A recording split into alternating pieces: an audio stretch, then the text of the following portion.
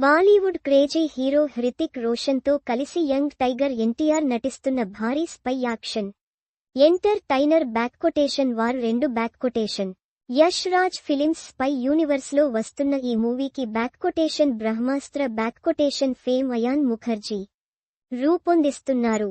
ఇప్పటికే ఈ ప్రాజెక్ట్పై భారీ అంచనాలు ఏర్పడ్డాయి. అంతేకాకుండా ఎన్టీఆర్ నటిస్తున్న తొలి బాలీవుడ్ మూవీ కావడంతో ట్రేడ్ వర్గాలే కాకుండా దేశ వ్యాప్తంగా సినీ లవర్స్ ఆసక్తిగా ఎదురుచూస్తున్నారు.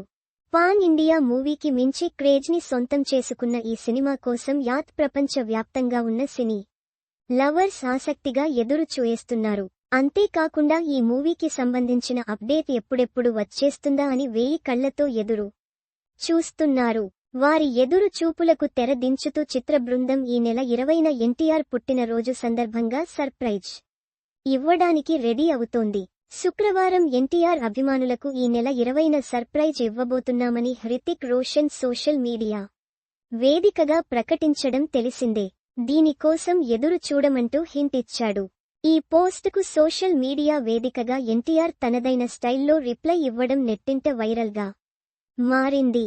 బ్యాక్కొటేషన్ కబీర్ నిన్ను వేటాడి నీకు ప్రత్యేక బహుమతి ఇచ్చేందుకు వేచి చూస్తున్న బ్యాక్కొటేషన్ అని ఎన్టీఆర్ రిప్లై ఇచ్చాడు.